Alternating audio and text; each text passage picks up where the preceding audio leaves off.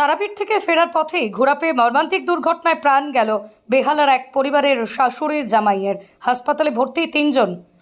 তারপর থেকেই পুজো দিয়ে বাড়ি ফেরার পথেই মর্মান্তিক দুর্ঘটনায় পথে প্রাণ হারালেন বেহালার 163 নম্বর বনমালী ঘোষাল লেনের একই পরিবারের 2 জন এবং গুরুতর আহত অবস্থায় ভর্তি পরিবারের 3 সদস্য। জানা যাচ্ছে তারাপীঠ থেকে বাড়িতে ফেরার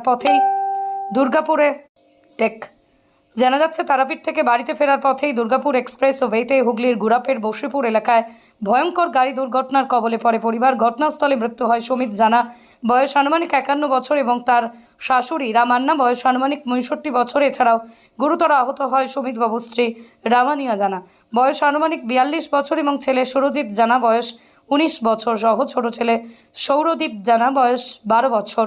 এবং সকলকেই উদ্ধার করে পুলিশ বর্ধমান মেডিকেল কলেজে পাঠায়। কিভাবে এত বড় মর্মান্তিক দুর্ঘটনা ঘটল তার তদন্তে পুলিশ।